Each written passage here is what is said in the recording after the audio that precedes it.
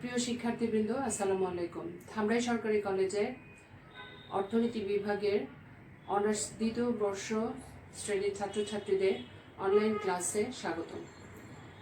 আমি আজকে তোমাদের গাণিতিক অর্থনীতির উপরে একটি ক্লাস নেব। আমাদের আজকের অধ্যায় 6 একমাত্রিক কার্যক্রম। এটি এই অধ্যায়ের ষষ্ঠ ক্লাস।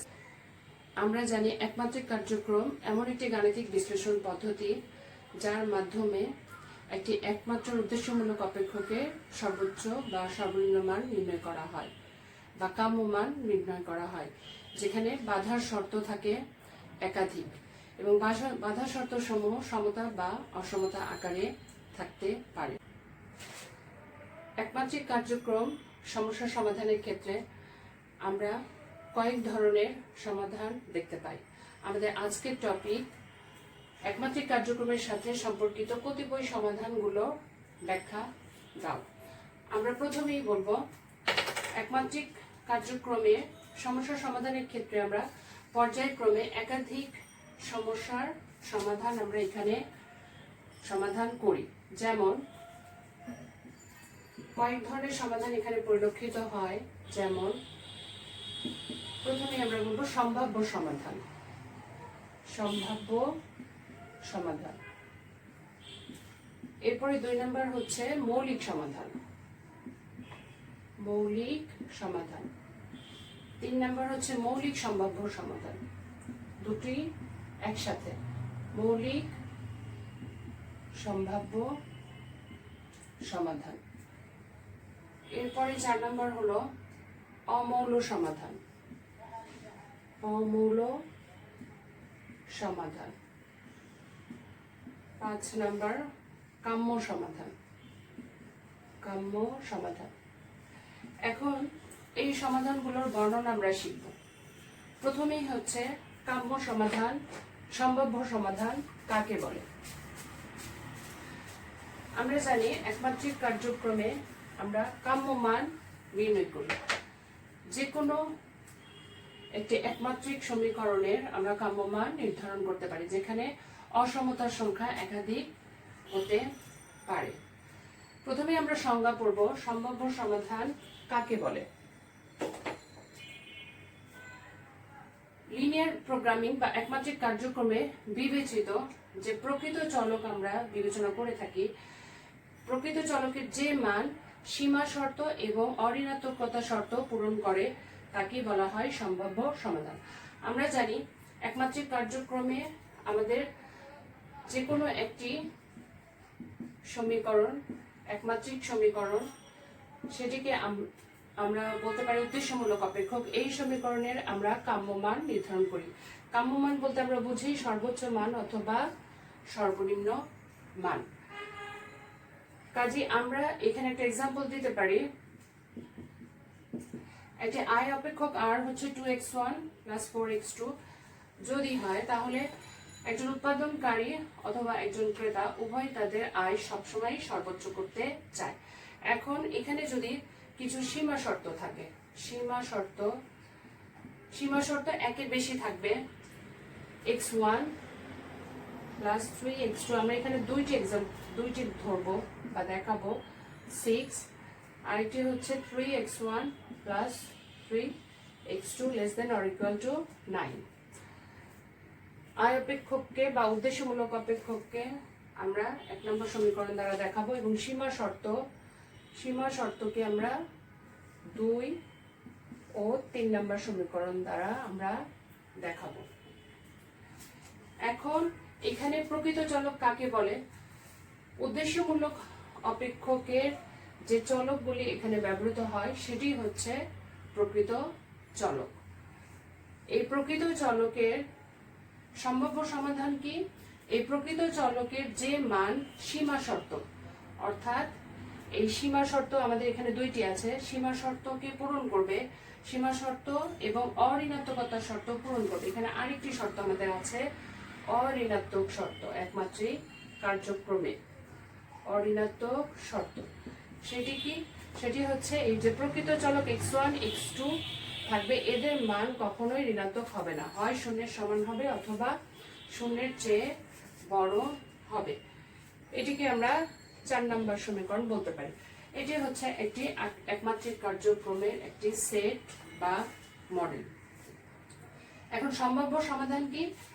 সম্ভাব্য সমাধান হচ্ছে এই একমাত্রিক কার্যক্রমে বিবেচিত প্রকৃত চলকের একটি মান থাকবে, যে মান সীমা শর্ত এবং ঋণাত্মকতা শর্ত উভয় শর্তকেই পূরণ করবে, তাকেই বলা হবে সম্ভাব্য সমাধান।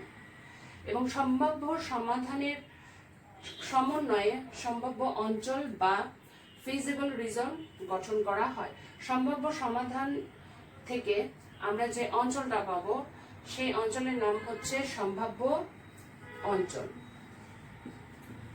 সম্ভাব্য অঞ্চল এক্ষেত্রে অবশ্যই প্রকৃত চলক, এখানে আমরা বলছি x1 ও x2 অবশ্যই অঋণাত্মক হবে, অর্থাৎ এদের মান শূন্যের সমান হবে অথবা শূন্যের চেয়ে বড় হবে।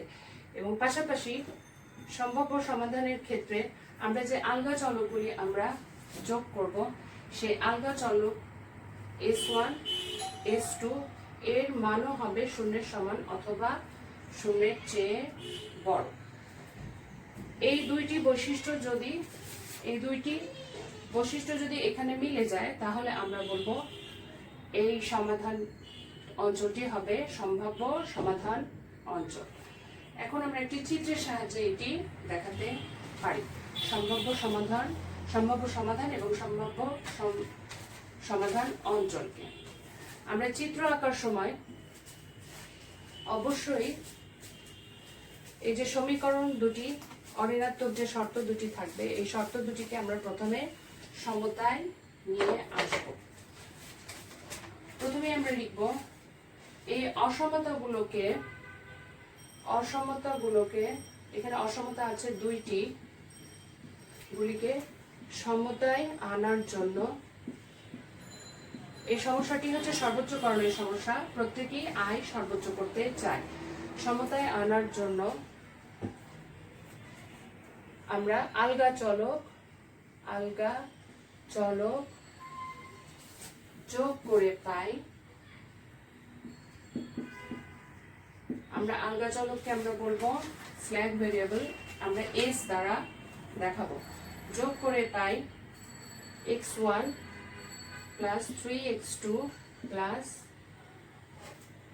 আমরা সমীকরণটি এক ধারে লিখি, পাই x1 plus 3x2 plus s1 সমান হচ্ছে 6 এবং 3x1 plus 3x2 plus s2 সমান হলো 9। এখন এই সমীকরণ দুটিকে আমরা নাম্বার দিব 5 এবং 6। এটি অসমতাটি এখানে সমতায় রূপান্তরিত হলো। এখন যদি দুটি চলক x1 এবং x2 দ্বারা গঠিত সমাধানের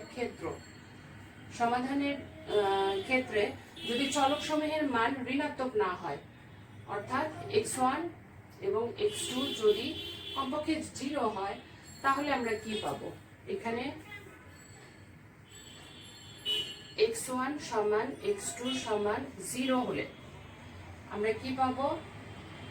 হলে s1 সমান 6 হবে এবং s2 সমান 9 হবে।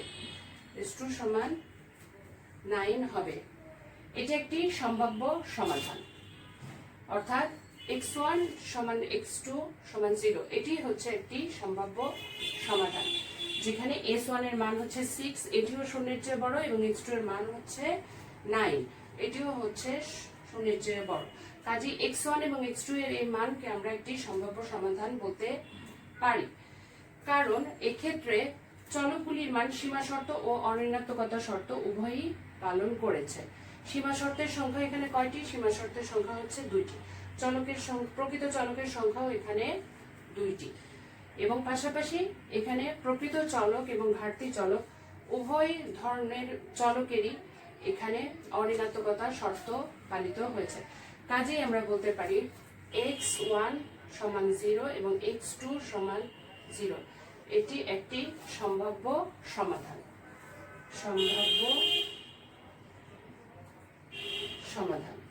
এখন এই সম্ভাব্য সমাধান সমূহ সম্ভাব্য সমাধান নিয়ে আমরা একটি অঞ্চল তৈরি করতে পারি, তাকে বলা হবে সম্ভাব্য সমাধান অঞ্চল। এখন আমরা চিত্রের সাহায্যে সেই সম্ভাব্য সমাধান অঞ্চলটি দেখাতে পারি একটি রেখাচিত্রের সাহায্যে। প্রথমে আমরা একটি ওয়াই অক্ষ নিব এবং এক্স অক্ষ নিব, এক্স ওয়াই। অসমতাগুলিকে আমরা চিত্রের মাধ্যমে দেখাবো। অসমতাগুলিকে আমরা চিত্রের মাধ্যমে যখন দেখাবো তখন আমরা ধরে নিব একবার x1 সমান 0, আরেকবার ধরে নিব x2 সমান 0 এবং ঘাটতি চলককে আমরা অমিট করব বা বিবেচনা করব না। প্রথমেই আমরা প্রথম অসমতাটা যদি আমরা দেখাই তাহলে আমরা কিভাবে দেখাবো? আমরা দুটি অসমতাকে যদি আমরা রেখাচিত্রের সাহায্যে দেখাতে চাই তাহলে আমাদের প্রথম অসমতাটিতে একবার x1 সমান 0 এবং একবার x2 সমান 0 বসিয়ে x2 এবং x1 এর মানটি বের করতে হবে। তেমনি ভাবে 3 নম্বর অসমতাকে আমরা যদি যখন চিত্রে দেখাবো তখন 3 নম্বর সমীকরণ বা অসমতাতে আমাদের x1 এর মান একবার 0 ধরতে হবে এবং আরেকবার x2 এর মান 0 ধরতে হবে। তাহলে আমরা x2 এবং x1 এর একটা মান পাবো এবং এই চারটি মান থেকে আমরা দুটি অসমতা আমরা রেখাচিত্রে আঁকতে পারবো। প্রথমে আমরা x1 এবং অসমতা থেকে আমরা কিভাবে লেখচিত্র অঙ্কন করতে পারি এটি আমরা এর আগের ক্লাসেই শিখেছিলাম। কাজে এখানে বর্ণনা দিতে হবে না, শুধু আমাদের সরাসরি আমরা অসমতাগুলির লেখচিত্র আমরা অঙ্কন করে দেখাবো। যেমন 1 নম্বর অসমতাকে যখন আমরা লেখচিত্র অঙ্কন করব তখন আমরা দেখছি x1 এর সর্বোচ্চ মান 6 এবং x2 এর হচ্ছে 2। এখানে x2 এর হলো 3 এবং x1 এর হচ্ছে 3, অর্থাৎ দুটি অসমতা মিলে x1 এর সর্বোচ্চ মান 6 এবং x2 এর হলো 3। তাহলে আমরা ভূমি অক্ষে আমরা x1 চলক এবং উল্লম্ব অক্ষে আমরা x2 চলক দেখাবো। ভূমি অক্ষকে আমরা 6 ভাগে ভাগ করব, 1 2 3 4, এখানে 6 ঘর আমরা নিব, 5 6 4 5 6 এবং উল্লম্ব অক্ষে আমরা সর্বোচ্চ মান নিব হচ্ছে 3, 1 2, একটু বড় করে আমরা নিই, 1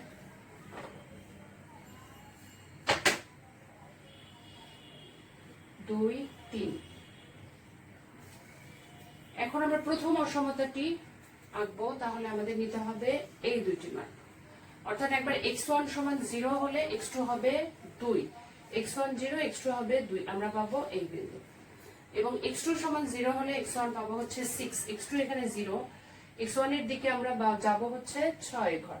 তাহলে এই দুইটি যোগ করে আমরা যে সরলরেখাটি পাবো, এটি অবশ্যই আমরা স্কেল দ্বারা যোগ করব, যে সরলরেখাটি আমরা পাবো এটি হবে প্রথম অসমতা বা এখানে 2 নং অসমতা, 2 নং অসমতা বা বাধা শর্ত। এরপরে আমরা 3 নম্বরটি আঁকবো। x1 সমান 0 হলে x2 হবে হলো 3, x1 হচ্ছে 0, x1 এর দূরত্ব 0 পর্যন্ত হবে, x2 যাবে হলো 3 এ এবং x2 0 x1 যাবে হচ্ছে 3 ঘর পর্যন্ত, x2 0 x1 যাবে হলো 3 ঘর পর্যন্ত। এখন এই দুইটি অসমতাকে, এই দুটি বিন্দু যোগ করে আমরা পাবো 3 নং বাধা শর্ত বা অসমতা। তাহলে আমরা অসমতাটি রেখাচিত্র আমরা অঙ্কন করে ফেললাম। এখন আমরা সম্ভাব্য অঞ্চলগুলি কিভাবে বের করব? প্রথমে সম্ভাব্য সমাধানটি এখান থেকে কিভাবে বের করব?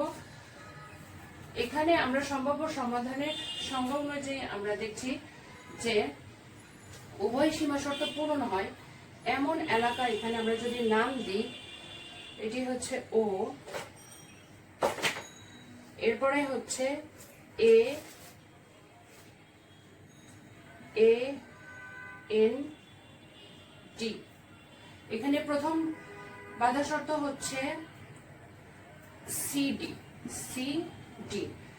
এবং দ্বিতীয় বাধা শর্তটি হলো এখানে এ বি। এই দুইটি বাধা শর্ত এখানে ছেদ করেছে এন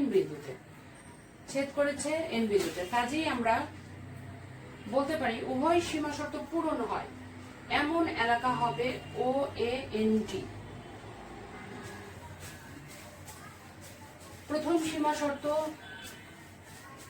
দ্বারা আমরা দেখাবো, অর্থাৎ 2 নাম্বার AB সীমা শর্ত দ্বারা আমরা দেখাতে পারি এর পূরণযোগ্য এলাকা হচ্ছে OAB, এবং দ্বিতীয় সীমা শর্ত দ্বারা CB, এটি দ্বারা আমরা পূরণযোগ্য যে এলাকাটি দেখাতে পারবো সেটি হচ্ছে COD। কিন্তু উভয় সীমা শর্ত পূরণ করে এমন এলাকা হবে শুধুমাত্র, উভয় সীমা শর্ত পূরণ হচ্ছে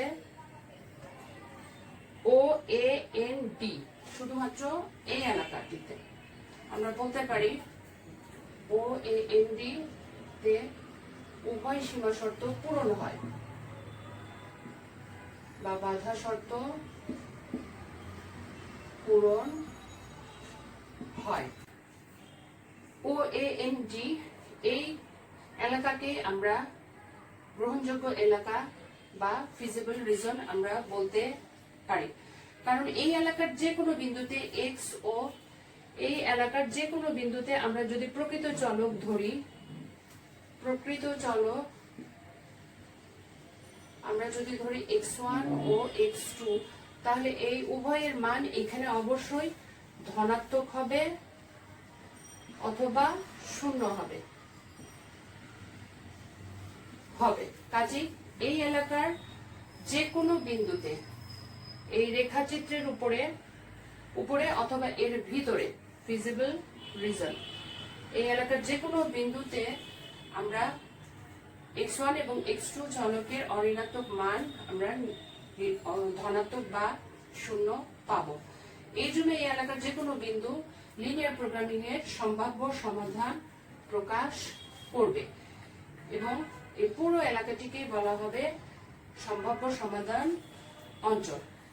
যেমন যদি আমরা এ বিন্দু বিবেচনা করি, এ বিন্দু যদি আমরা বিবেচনা করি, তাহলে কি দেখা দিবে যে এই এ বিন্দুতে আমরা চলকগুলির মান, এখানে চলক আছে দুই ধরনের, একটা হচ্ছে প্রকৃত চলক x1 x2 প্রকৃত চলক, এছাড়াও আছে দুটি ঘাটতি চলক s1 s2।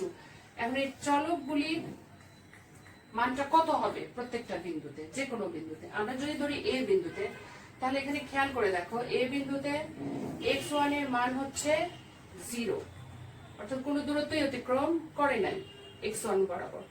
কিন্তু x2 এর মান এখানে আছে, x2 এর মান হচ্ছে এখানে 2।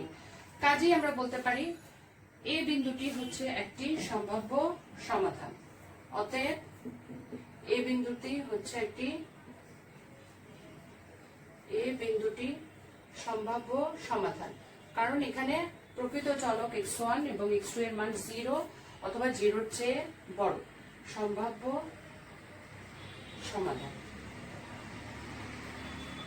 কাজেই আমরা কারণ হিসেবে আমরা বলতে পারি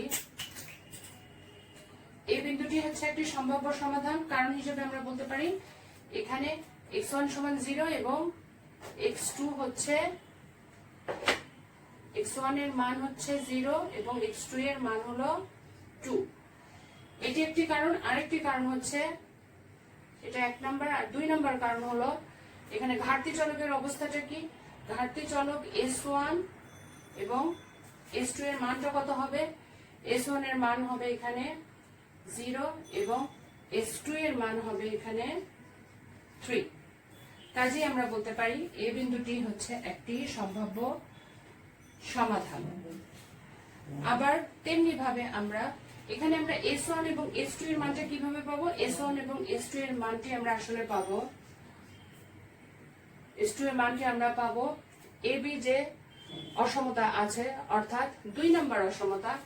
2 নাম্বার অসমতাতে আমরা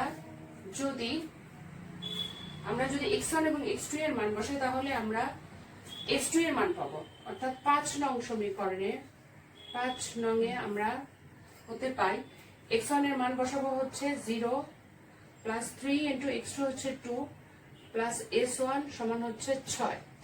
অতএব আমরা এখান থেকে পাবো s1 সমান হলো 0। এবং আরেকটি অসমতা আছে 3 নম্বর যে অসমতা, এটার যে সমীকরণ এটি হচ্ছে 6 নম্বর সমীকরণে 6 নম্বর থেকে আমরা পাবো 3x1 বা 3 এর সাথে x1 হচ্ছে 0 প্লাস 3 এর সাথে x2 হচ্ছে 2 প্লাস s2 সমান হলো 9 বা s2 সমান হচ্ছে 9 মাইনাস 6 সমান হলো 3। কাজেই আমরা দেখলাম সম্ভাব্য সমাধান অঞ্চলের যে কোনো বিন্দুতে, আমরা সাপোজ ধরে নিচ্ছি এখানে এ বিন্দুতে প্রকৃত চলক দুটির মান হচ্ছে 0 থেকে বড় অথবা 0 সমান, এবং পাশাপাশি ঘাটতি চলকের মানও এখানে শূন্য অঋণাত্মক, অর্থাৎ শূন্যের সমান অথবা শূন্যের চেয়ে বড়। কাজে এ বিন্দুতে আমরা যে সমাধান পাবো এটি হচ্ছে সম্ভাব্য সমাধান। তেমনি ভাবে ডি এবং এন বিন্দু দ্বারা, অর্থাৎ এন বিন্দু এবং ডি বিন্দুতেও আমরা যে সমাধান পাবো সেটিও হবে সম্ভাব্য সমাধান। ডি এবং এন বিন্দুতেও আমরা যেটি পাবো সেটি হবে সম্ভাব্য সমাধান, কারণ সেক্ষেত্রে চলক ও সীমা শর্তের সংখ্যা এখানে হবে, প্রকৃত চলকের সংখ্যা হচ্ছে x1 x2 দুইটি, এবং সীমা শর্তের সংখ্যাও এখানে দুইটি। এছাড়া প্রকৃত চলক x1 x2 এবং ঘাটতি চলক s1 s2 সব হচ্ছে অঋণাত্মক বা শূন্যের সমান অথবা শূন্যের চেয়ে বড়। কাজেই আমরা বলতে পারি সম্ভাব্য সমাধান অঞ্চলের অন্তর্গত সমস্ত বিন্দুই এক একটি সম্ভাব্য সমাধান। এরপরে আমরা আসব মৌলিক সমাধান সম্পর্কে। এখন আমরা জানব মৌলিক সমাধান বা মৌল সমাধান কাকে বলে। প্রথমে আমরা সংজ্ঞা পড়ব। সংজ্ঞাতে আমরা বলতে পারি লিনিয়ার প্রোগ্রামিং সমস্যায় ব্যবহৃত অশূন্য পরিবর্তনশীল চলক সংখ্যা এবং সীমা শর্তের সংখ্যা যদি পরস্পর সমান হয় তাহলে তাকে আমরা বলবো মৌলিক সমাধান। অর্থাৎ লিনিয়ার প্রোগ্রামিং এ বা একমাত্রিক কার্যক্রমে যে সমাধানের ক্ষেত্রে আমাদের পরিবর্তনশীল চলক বলতে আমরা কি বুঝি? দুই ধরনের চলককেই আমরা বুঝি, প্রকৃত প্লাস ঘাটতি চলক।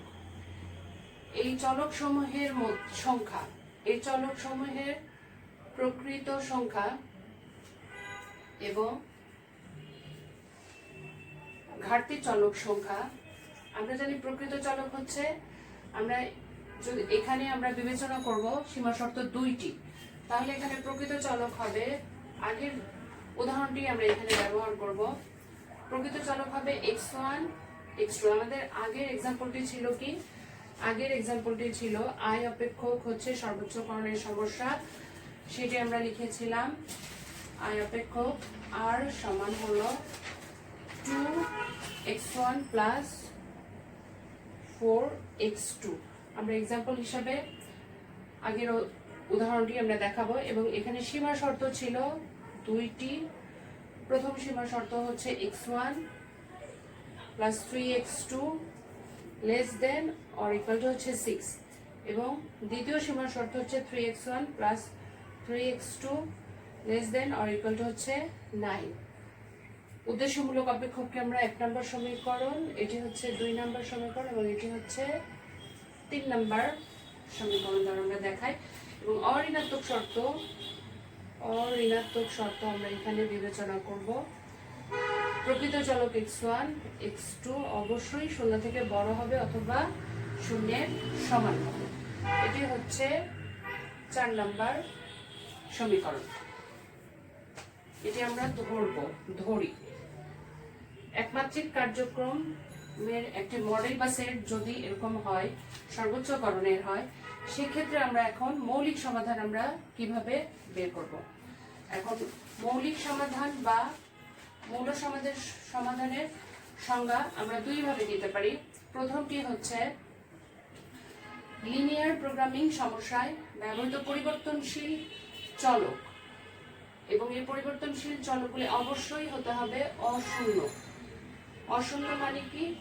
অশূন্য মানে হচ্ছে ধনাত্মক অথবা ঋণাত্মক, দুই ধরনেরই হতে পারে, ধনাত্মক বা ঋণাত্মক, অর্থাৎ শূন্য নয়। এরকম পরিবর্তনশীল চলকের সংখ্যা এবং চলকের সংখ্যা যদি সীমা শর্তের সংখ্যার সমান হয়, সীমা শর্তের সংখ্যার সমান হয়, তাহলে সেই সমাধানকে আমরা বলবো মৌলিক সমাধান। অর্থাৎ পরিবর্তনশীল চলক এখানে আমরা যদি দুইটি সীমা শর্ত থাকে বা পরিবর্তনশীল চলক এখানে যদি দুইটি থাকে, একটা হচ্ছে x1 x2, তাহলে এই অসমতাকে সমতায় রূপান্তরের জন্য আমাদের ঘাটতি চলক ব্যবহার করতে হবে আরো দুইটি, s1 s2। মোট হলো এখানে মোট চলকের সংখ্যা হলো 4টি। এই 4টি হচ্ছে পরিবর্তনশীল চলক। এখন এই পরিবর্তনশীল চলকের মান অশূন্য হতে হবে, অর্থাৎ শূন্য হবে না, অশূন্য হবে। তার মানে কি? তার মানে হচ্ছে অশূন্য, বা আমরা তাকে বলবো ধনাত্মক অথবা ঋণাত্মক।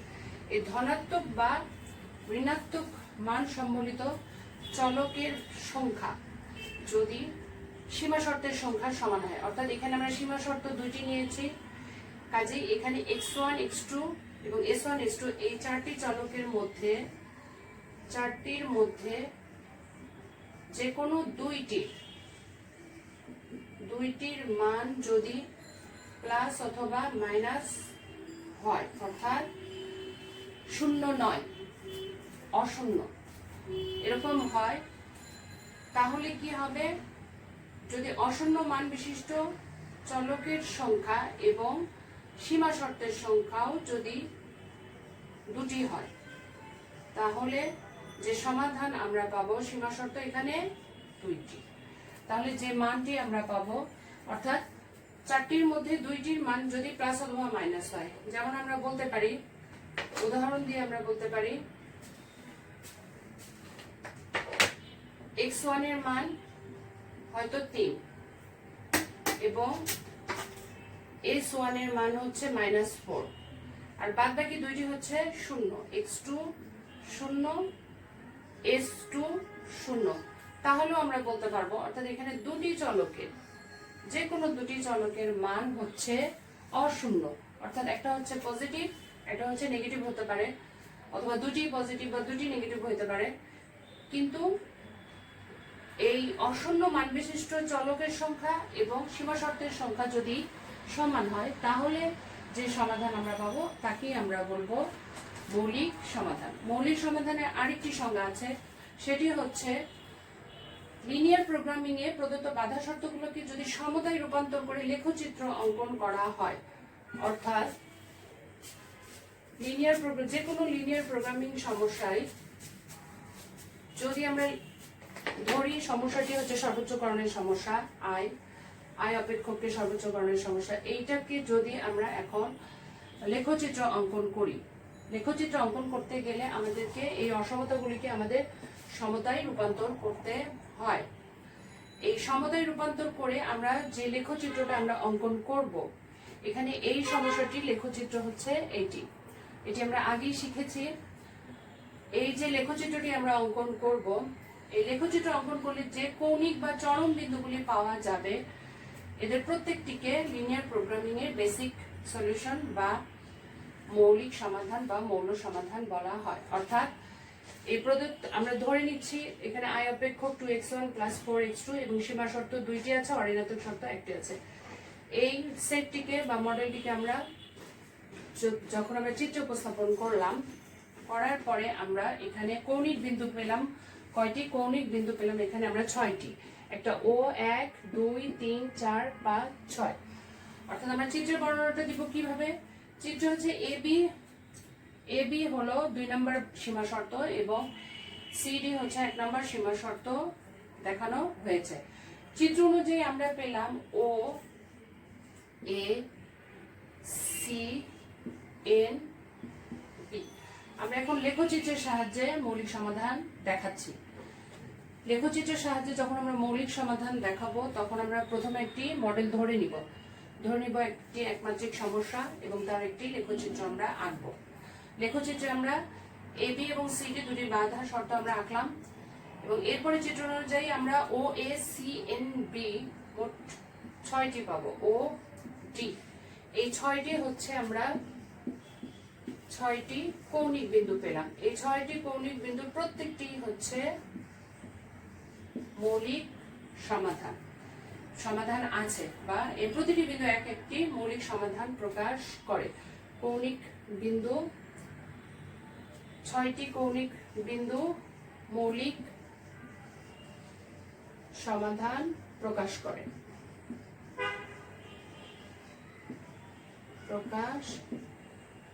মৌলিক সমাধান প্রকাশ করে।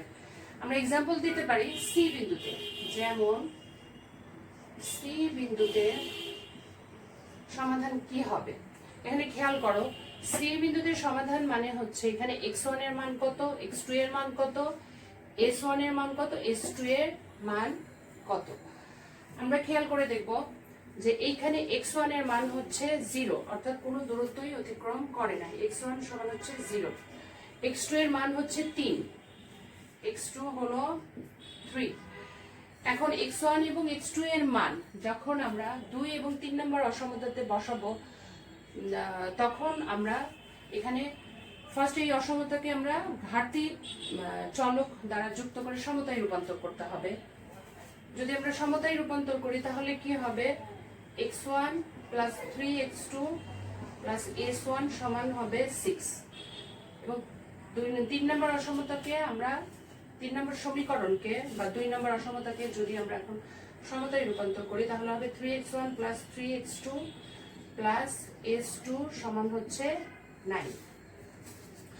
এখন আমরা x1 এর সমান 0 এবং x2 সমান 3 এই দুটি মান যদি এই সমীকরণ দুটিতে, একটি 5 নম্বর সমীকরণ, একটি হচ্ছে 6 নম্বর সমীকরণ, দুটিতে যদি আমরা বসাই তাহলে আমরা কি পাবো, s1 এবং s2 এর মান পাবো।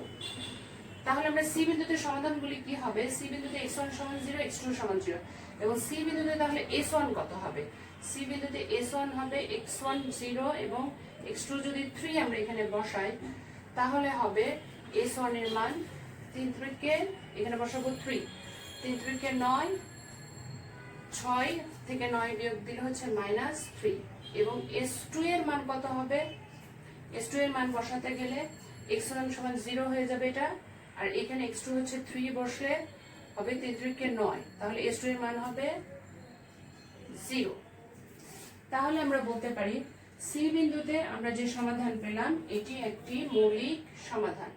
সি বিন্দুতে বিন্দুগুলির মান হচ্ছে দুইটি, যেহেতু সীমা শর্ত আছে দুইটি, এখানে কমপক্ষে দুইটি চলকের মান হচ্ছে 0 নয়, অর্থাৎ x2 এর মান হচ্ছে প্লাস এবং s1 এর মান হচ্ছে -3, 0 নয় কিন্তু ধনাত্মক অথবা ঋণাত্মক।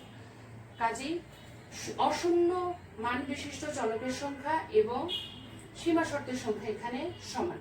কাজেই আমরা বলতে পারি সি বিন্দুতে আমরা যে সমাধান পেলাম এটি একটি মৌলিক সমাধান। অতএব এটি একটি মৌলিক সমাধান। তেমনি ভাবে আমরা অন্যান্য আরো যে 5টি কৌণিক বিন্দু পেয়েছি তার প্রত্যেকটিতে আমরা মৌলিক সমাধান পাবো। অর্থাৎ সেক্ষেত্রে কমপক্ষে দুই সীমা শর্তের সংখ্যা যেহেতু দুইটি, এখানে আমরা দুইটি পরিবর্তনশীল চলকের মান পাবো যার মান হবে ধনাত্মক অথবা ঋণাত্মক। শিক্ষার্থীবৃন্দ, আজকে আমরা শিখলাম একমাত্রিক কার্যক্রমের কতিপয় সমাধানের মধ্যে দুইটি সমাধান, একটি ছিল সম্ভাব্য সমাধান আর একটি হচ্ছে মৌলিক সমাধান। পরবর্তী ক্লাসে আমরা আরো 3টি সমাধান সম্পর্কে শিখব। আশা করি ক্লাসটি তোমাদের ভালো লেগেছে। তোমাদের সকলের উজ্জ্বল ভবিষ্যৎ কামনা করে আজকে এখানেই শেষ করছি। আল্লাহ হাফেজ।